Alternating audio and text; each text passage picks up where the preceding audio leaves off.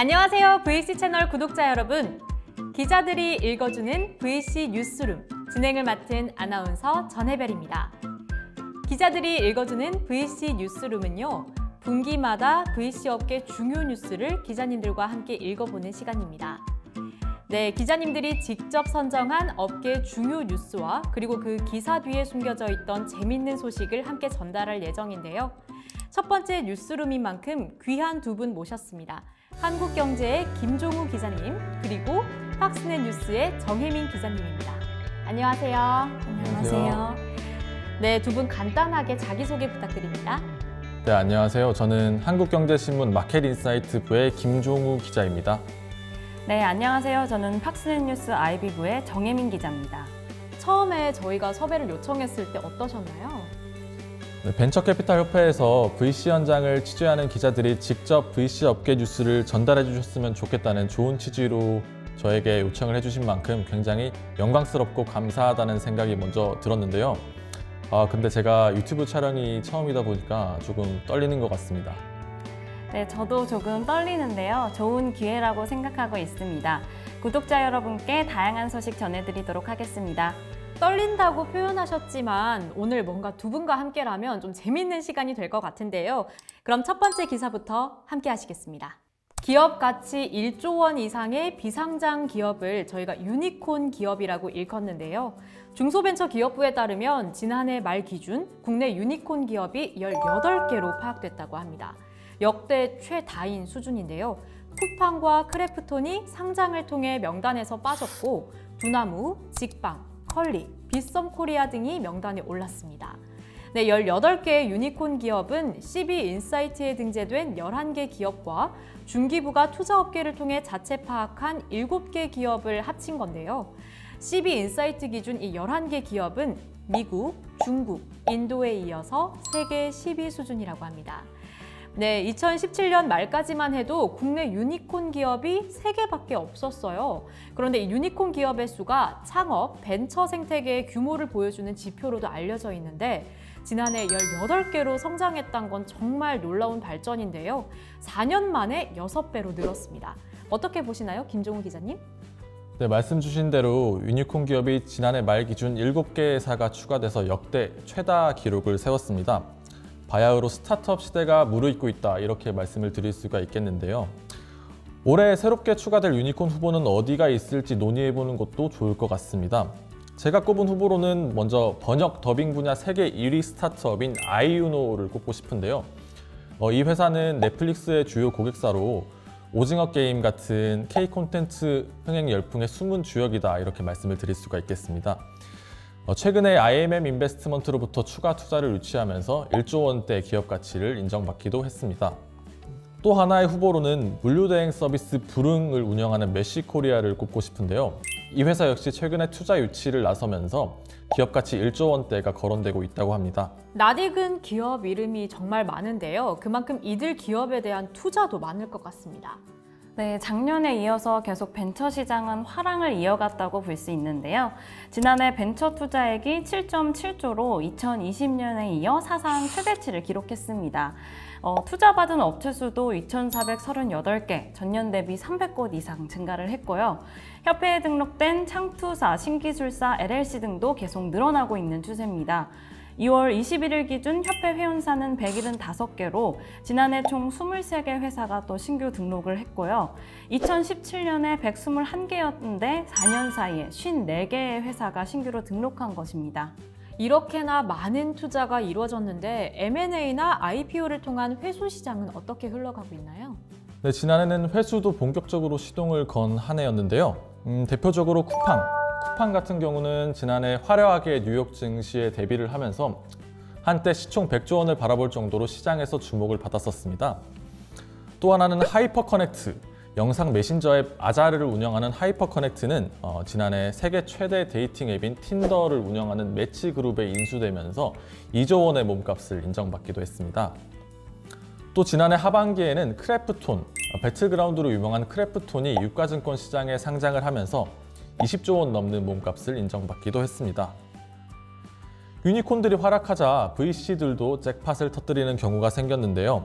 크래프톤 같은 경우 크래프톤이 상장을 하면서 이 회사에 99억 원을 투자했던 초기 투자자 케인의 투자 파트너스는 지분 가치가 1조 원 넘게 불어나기도 했습니다. 이렇게 벤처 기업들이 핫한 가운데 어려움도 있을 것 같은데요. 네, 말씀 주신 대로 성장통도 있다는 분석인데요. 새로운 콘텐츠로 플랫폼을 만들어낸 스타트업들이 기존 업계의 반발을 이끌어내거나 혹은 규제 장벽에 부딪히는 경우도 생겼습니다. 대표적으로 로톡을 운영하는 로엔컴퍼니는 변호사법을 위반했다고 변호사협회로부터 고발당하기도 했고요. 뮤직하우 같은 경우에는 음악 저작권 거래라는 독특한 사업 모델이 문제가 되면서 금융감독원으로부터 조사를 받고 있는 상황입니다. 또 세무대행 플랫폼 3.3을 운영하는 자비스앤빌런즈라는 회사도 최근에 세무사법 개정안 문제로 세무사 업계랑 갈등을 빚고 있는 상황이고요. 또 올해부터 온플법이라 불리는 온라인 플랫폼법이 도입될 것으로 예상이 되면서 스타트업들의 고민도 커지고 있습니다. 두 분의 이야기를 듣다 보니 왜 지금을 제2의 벤처 붐이라고 하는지 이해할 수 있는 기사였습니다. 이런 추세가 가속화돼서 벤처 생태계가 더욱더 활성화됐으면 좋겠습니다. 발목을 잡는 규제들은 조금 완화됐으면 하는 바람이 있네요. 다음 기사로 넘어가겠습니다. 최근 샤테크라는 신조어가 탄생했습니다. 샤넬과 재테크의 합성어인데요. 샤넬백은 2021년 1월 864만 원에서 2021년 11월 1124만 원으로 값이 올랐습니다.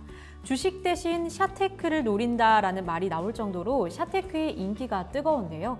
개장 전에 줄을 서서 제품을 구매하는 오픈런 등 명품 열풍이 부는 가운데 이와 관련된 플랫폼도 빠르게 성장하고 있습니다.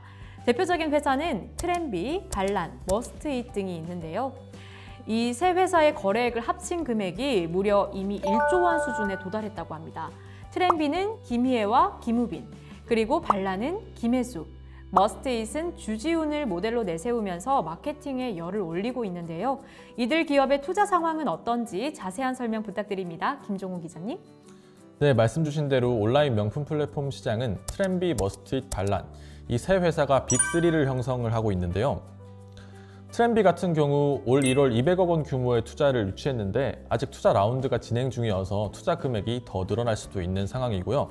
기업 가치 역시 2천억 원 넘는 몸값을 인정받았습니다. 머스트잇의 경우도 지난해 5월 카카오 인베스트먼트 등에서 130억 원의 투자를 유치하면서 2,300억 원의 기업 가치를 인정받기도 했습니다. 반란 역시 지난해 10월 컴퍼니 K와 KTV 네트워크 등에서 325억 원 규모 투자를 유치하면서 2천억 원 넘는 몸값을 인정받았습니다. 이렇게 온라인 명품 시장이 성행하는 데에는 여러 배경이 있을 것 같은데요. 네, 온라인 명품 시장은 코로나19로 비대면 문화가 확산하고 또 MZ세대인 2030 세대가 주 소비층으로 떠오르면서 빠르게 성장 중인 상황입니다. 시장 조사 기관인 유로모니터에 따르면 지난해 한국 명품 시장 규모는 15조 9천억 원으로 세계 7위, 아시아에서는 3위 수준입니다. 이 중 온라인 매출 규모는 1조 7천억 원으로 2020년보다 7%가량 늘어났고요. 물론 이는 앞으로 더 커질 것으로 예상되고 있습니다. 이렇게 이들에 대한 몸값이 커지고 있는데요. 이에 대한 우려는 없나요? 네, 많은 VC들이 플랫폼 기업에 투자하는 경우가 많아지면서 기업들의 몸값이 너무 부풀려지고 있지는 않은가 하는 문제점이 제기되고 있습니다. 최근 쿠팡이 나스닥에 상장을 하면서 당근마켓과 마켓컬리의 몸값이 고평가됐다는 논란이 있었는데요. 당근마켓은 3조에 가까운 기업 가치를 평가받았고요. 마켓컬리는 4조에 가까운 기업 가치를 평가받았습니다. 이렇게 플랫폼의 몸값에 거품이 낄 가능성이 점점 높아지고 있는데요. 이렇게 플랫폼 업계가 또 인기가 많다 보니까 같은 업종임에도 VC가 동시에 들어가는 경우도 발생하고 있습니다. 좋은 기업을 선점해서 투자하는 것보다 인기 업종에 대한 투자 수익을 챙기기 위한 현상이라고 생각이 되는데요. 기업을 위한 투자가 되고 있지 않은 것으로 보이고 있습니다. MZ세대를 중심으로 빠르게 성장하고 있는 명품 커머스 시장. 플랫폼 시장의 향후 성장 기대와 함께 적정 밸류에 대해서도 고민을 해봐야겠네요. 네, 세 번째 뉴스를 알려드리기 전에 요즘 MZ세대 사이에서 MBTI가 자기소개법으로 통하기도 하잖아요. 본격적으로 이야기를 나눠보기 전에 기자님들의 MBTI가 궁금합니다. 두 분 MBTI가 어떻게 되세요? 저는 큐트입니다. 저도 큐트인데 저랑 같으신 거네요. 네, 그러면 김종우 기자님은 어떻게 되시나요? 저는 SEXY입니다. 아, 네. 네, 섹시하신 이 김종우 기자님과 큐트하신 정혜민 기자님의 실제 MBTI가 궁금합니다. 저는 사교적인 외교관 유형인 ESFJ입니다. 오늘 정혜민 기자님이랑 제가 통하는 게 되게 많은 것 같은데 저랑 또 같은 MBTI시네요. 네, 그러면 김종우 기자님은요? 저는 ISFP입니다. 아, 네, 이렇게 지금 기자님들의 MBTI를 알아본 데에는요, 몇 년 전부터 MBTI에 대한 관심이 높아지다 보니 실제 취업 시장에서도 MBTI 검사 결과를 요구하는 기업들이 확인됐다고 합니다.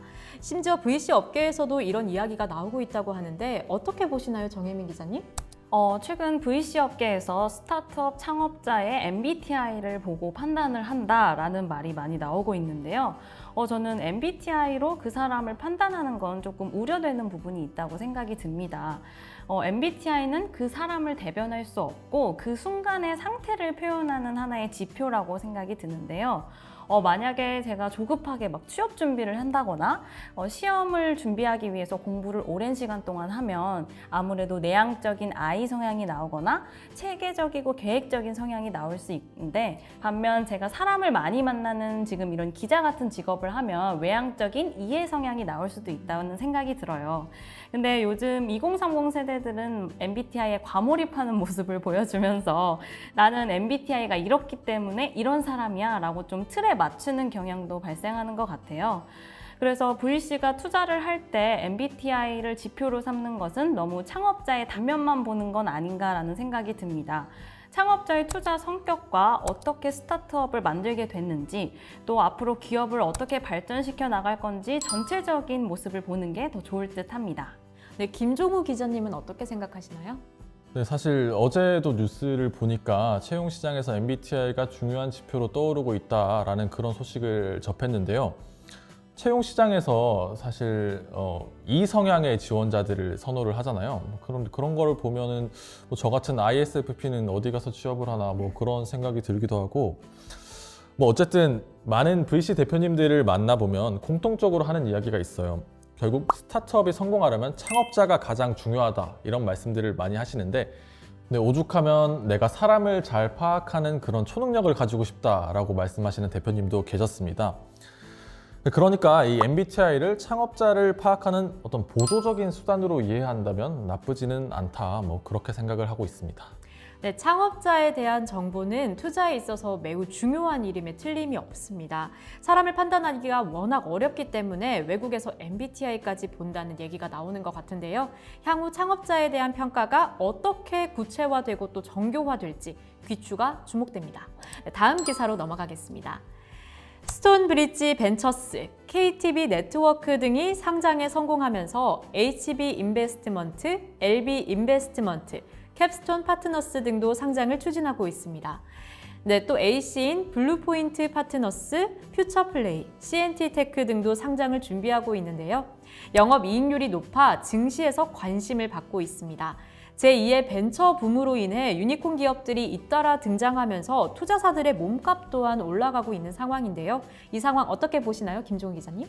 네, VC의 상장은 2019년 이후 한동안 명맥이 끊겼었는데요. 하지만 최근에 벤처 투자 시장이 다시 화랑새를 띠면서 KTB 네트워크와 스톤브리지 벤처스를 필두로 다시 상장을 추진하는 회사들이 늘어나고 있습니다. 물론 IPO 시장이 최근에는 약간 주춤했지만 VC들이 여전히 역대급 매출과 이익 실적을 기록하고 있는 만큼 상황은 나쁘지는 않다는 평가입니다. 네, IPO 업계가 방금 주춤하다고 말씀하셨는데 어떤 상황인지 설명 부탁드립니다. 정혜민 기자님. 지금 VC들의 상장 성적은 사실 그렇게 나쁘지만은 않습니다. 그런데 스톤브리지 벤처스 IPO 흥행에 실패한 것을 기점으로 상장을 앞두고 있었던 LB 인베스트먼트나 HB 인베스트먼트 등이 조금 주춤하는 모양새입니다.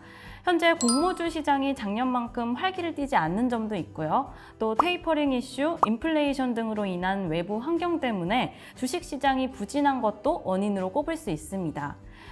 주식시장이 안 좋으면 기업 자체의 주가가 떨어지는 것도 문제가 되지만 벤처캐피탈들이 투자한 기업도 흔들리기 때문에 주식시장에 영향을 많이 받는 기업이라는 평가가 있는데요. 그래서 더욱더 공모 수요가 떨어진 것으로 보입니다. 벤처 투자사들의 성장이 과연 어떤 결과로 나올지 열심히 지켜봐야겠습니다. 벌써 마지막 기사입니다. 한국현대미술의 거장인 김환기 작가님 작품을 100만 원어치 살 수 있다. 아주 획기적인 아이디어인데요. 이 기사를 작성하신 김종우 기자님, 설명 부탁드립니다. 네, 최근 MZ세대를 중심으로 미술품이나 명품, 저작권 등에 조각 투자하는 사례가 늘어나고 있는데요. 그러면서 관련 플랫폼 스타트업들에게도 벤처 투자급이 몰리고 있는 것으로 분석됩니다. 대표적으로 미술품 공동구매 플랫폼인 아트앤가이드를 운영하는 열매 컴퍼니는요, 지난해 말 92억 원 규모의 시리즈 A 투자를 유치하기도 했습니다. 이 회사는 이중섭이나 김환기, 이우환, 박서보 등 유명 작가의 작품 소유권을 분할해서 소액 형태로 판매하고 있습니다. 그럼 MZ세대를 중심으로 이 조각 투자가 성행하는 이유가 뭘까요? 네, 최근에 2030 세대한테 다양한 투자 열풍이 불어나고 있는데요. 아무래도 내가 월급을 받아서 그걸 적금을 해서 집을 살 수 없다라고 생각하는 MZ세대들의 상황을 반영한 것 같습니다. 또 특히 조각 투자의 열풍을 불고 있는 이유는 가상화폐와 같은 불안정한 자산으로 피해를 입었던 과거 사례와는 달리 조각 투자는 실물이기 때문에 불안정한 요소가 많이 줄어든 것이 투자 요소로 꼽힐 수 있습니다. 이런 조각 투자 플랫폼, 우려되는 점은 없나요? 네, 이런 조각 투자 플랫폼은 자본시장법상 금융투자업체가 아닌 곳이 많아서 투자자 보호가 쉽지 않다는 지적이 꾸준히 제기가 되고 있고요. 또 주식처럼 거래량이 많은 게 아니고 밸류에이션이 불명확하다는 지적도 나오고 있습니다. 또 이 플랫폼 회사가 파산하면 투자금을 회수할 수 없는 위험성이 있는 만큼 투자자들의 각별한 주의가 필요하겠습니다. 저도 미술품에 좀 관심이 있다 보니 조각 투자에 관심이 생겼는데 조심스럽게 접근을 해봐야 될 것 같습니다. 기자들이 읽어주는 VC 뉴스룸. 첫 시간부터 굉장히 즐거운 시간이었습니다. 이 ISFP 그리고 ESFJ 기자님들과 함께 읽으니 뉴스가 쉬워지는 것 같은데요. 벌써 다음 시간이 기다려집니다. 오늘 많은 이야기 나눠주셔서 감사합니다. 감사합니다. 네, 괴테의 명언 중에 이런 말이 있습니다. 우리는 우리가 아는 것만 볼 수 있다. 오늘 이 시간을 통해 우리가 아는 것이 조금 더 많아지고 그만큼 볼 수 있는 것도 더 많아졌으면 좋겠습니다. 기자들이 읽어주는 VC 뉴스룸 여기서 마칩니다. 시청해주신 여러분 감사드립니다. VC 채널 구독, 좋아요, 알림 설정 잊지 말아주시고요. 다음 분기에 더욱더 유익하고 재밌는 뉴스로 찾아뵙겠습니다. 감사합니다.